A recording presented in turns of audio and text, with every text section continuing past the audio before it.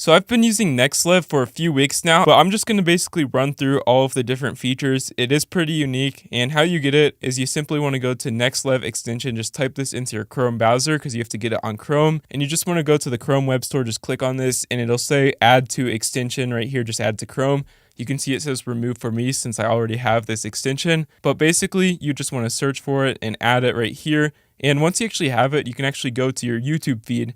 And as you can see, we've already got signs that NexLev is actually taking over our feed. You can actually see it'll show you the subscriber count for each channel right here. This is not anything new when it comes to showing the subscriber count, but what it does is there is a cool feature right here. Is if you go to filters in the top left-hand corner of the screen, we can actually click on filters, and you can actually filter it by outliers on your feed, just through subscriber count, view count, and upload date if you do want to select an upload date, if you do want it to be an old or new video depending on the time of year you want it to come out. And as you can see, we can basically filter it by shorts, long form, or all. And let's just say I want to find an outlier with over, how about 50,000 subscribers with a video with over almost 1 million views. And then you just click on the go option here, and it'll show you all of the channels that actually have these few subscribers, as well as how many views the video has. Now, an issue with this is you actually do have to close this and load a bunch of videos on your feed, since it cannot load all of these videos just on its own. So again, we click on filters,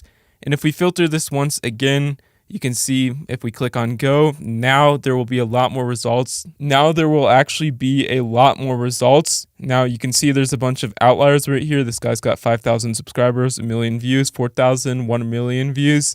And as you can see, you can just filter any of these settings right here, just however you want to find outliers on the feed. And it also does show this for shorts. If you click on this right here, you can see you might want to filter this by a large range of subscribers and view counts and click on go. You can see it is a little bit buggy, which could be an issue, but this is simply a feature to help you find outliers. Now you can also do this for search if we just type in any channel like so. And go to filters. Again, you have to load your feed manually. But if we click on filters, you can actually filter by subscriber count depending on how many you want them to have, and the view count, and you can click on go and find outliers just on this right here. So this can help you find outliers, but I honestly just recommend using like the vidIQ or the view stats stat of like seeing this is 0.2 times more views than normal or so on. You can see it doesn't have, you can see it occasionally has its own feature of 6.2 times or etc. or 150 times etc., which is not anything new because vidIQ and like ViewStats has that, like I said. But that is a cool feature you can use on.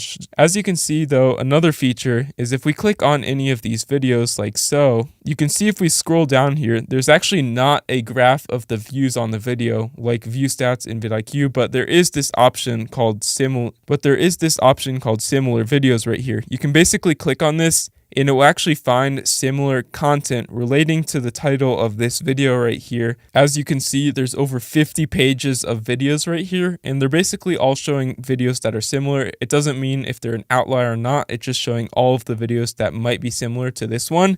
And you can also see similar formats to this, not necessarily the exact same topic like so. And that's another feature this thing has, but which could be helpful if you are looking for outliers or inspiration of other similar videos that may have been done similar to this one. And as you can see, if we scroll up though, there's an option to see if the channel is monetized or not. You can see this one is, there's a green dollar sign. There would be a red dollar sign if it was not monetized right here. And from my experience, this is extremely accurate, showing if it is a monetized or demonetized channel or not. Now, when it comes to the actual settings on the video, you can actually see there's an option to download and copy the thumbnail right here. If you just click on this singular button, it will actually download the thumbnail to your actual computer, or you can actually copy the script right here like so. If we click on this, you can actually see we can easily copy the entire script in seconds. For the entire video, it doesn't matter how long it is, or you can just copy lines, or just simply click on the generate topics similar to this script, or summarize this video script in general. If you don't want to watch it, you can just click on this and just read this description right here, which can be a pretty handy feature if you don't want to watch through an entire video on YouTube. And as you can see, if we scroll back up, we've also got the screenshot frame. If you want this frame, you can simply click on download, and it will actually save this frame to your computer like so, easy as that. Or you can even copy it and just paste this on a dock, or depending on where you want to paste it. And as you can see, if we scroll down next to the like button, there's even an option called save to swipe file, which basically will save a part of the video if you want to repost it or just add to note it so you can actually come back and watch it later, or even clip it just to post it on shorts, etc. And as you can see, if we scroll down, now there's this feature called Analyze Comments. Now what this does is it will take all the comments throughout this entire video. It doesn't matter how many, there's 2,000 on this video. But when you click on this, it'll simply analyze every single comment and just distribute you the feedback for this entire video, whether it be good, negative, bad, or depending on what other videos you want to see. As you can see, 80% of the people had positive comments. They liked this video, and it will give you an actual description on why viewers like this video. It said just because the ships were sunk, and also a reason why viewers dislike this video. You can see right here, which is pretty accurate. You can even go down and click on this back to comments option if you do want to read the comments. And it will actually show you a bunch of these video ideas that people are curious about seeing in the comment section below. So you could take inspiration for these and make them yourself. And you can actually see, it'll show you view competition if you click on this. And it'll show you a bunch of results to these comments that they actually wanted to see for themselves. And as you can see, and that does it for the comment analyzation feature. Now, when it comes to the actual studio settings for your channel, if we actually go into our own personal YouTube studio like so, and then go over to analytics right here, you can actually see we have a few different options. Now, first off, if we scroll down, we can click on Net Profit Calculator, which what this does is it basically you want to enter in how much you spend on each video average. Let's just say I spend $2, and you can simply click on Calculate Profit, and for the last month, it'll show you how much money you made or how much money you lost. Each video might have costed $100, let's say, or 0. So this will be your profit. It just does the math for you in seconds basically, and it will show you the negatives if you did actually lose money this month. There is also an option if you have an 8-minute video, you can go to monetization and review ad placements, and you can add as many ad placements as you want. Click on add, and it will actually spawn in all of them depending on random timestamps. Not very calculated, so you can simply click on continue, and it will simply add all of these ads to your video, and you can click on save as well. Another cool feature similar to ads is like you can actually compress thumbnails. So how you do this is you can see I'm on my video right here, and let's just say I'm trying to change my thumbnail but the file is too big. If I click on change and try to add this thumbnail, it'll actually give you an option to auto compress your thumbnail because it's bigger than 2 MB, which is YouTube's limit, or you can add this thumbnail on your phone. But if you click on auto compress and actually upload your thumbnail here, we can just find your thumbnail on your computer. You can simply click on it and it will actually compress your thumbnail, and when you click on use thumbnail, it can actually use the thumbnail for way less millibytes than the YouTube's limit is, and you can actually download this way lower millibyte, and it doesn't really lose any quality at all. It just smallens the thumbnail size. So yeah, that's another cool handling feature I personally really like. Now there's also another feature called Combined Analytics right here. In Combined Analytics, if we click on this in the top right corner of the screen, we can click on it and we can actually view multiple of our YouTube channels,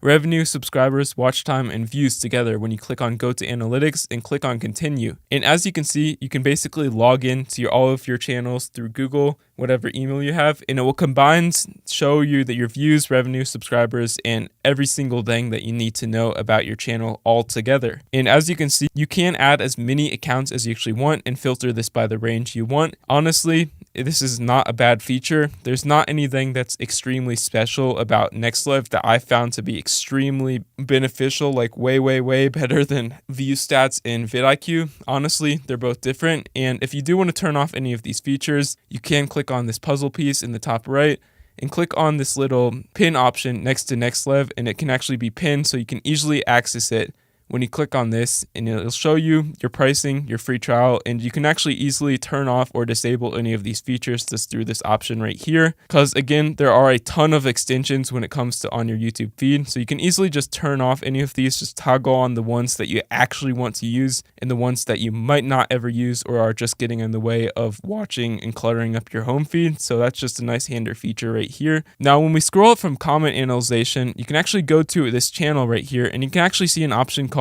similar channels right here. Now what this does, it'll show you all of the channels that are very similar to this depending on shorts or long form video, and you can click on search like so. It'll take a second to actually load, but it will actually show you a bunch of very, very similar channels. Doesn't matter how many subscribers they have. Similar to this channel, you can see right here, these are a few, and it will give you a score on how similar it is to these channels right here. Now, as you can see, it did take a second to load even more, but you can see there's 90 plus channels that are similar if you want to seek inspiration or visit any of these channels just to see what they're up to, similar to this one. And you can do the same for search. If you just click on shorts, you can click on search, and it will show you other channels similar to this channel when it comes to only this channel's search, or no matter what channel you are actually looking at. Now, we've also got a feature called analytics. You can see right here, we can actually go to analytics, and what you can do is you can view the demographic, the revenue, the views, and basically how many views versus shorts they were actually getting each month. You can actually see if we click on reveal, it will take a generative guess on what the channel is making in the last 28 days, which from my experience, this is not very accurate. Now, I would say it's around 2 to 4 times off, plus or negative, depending on the channel. But you can see in the last month, it's made $16,000. It thanks.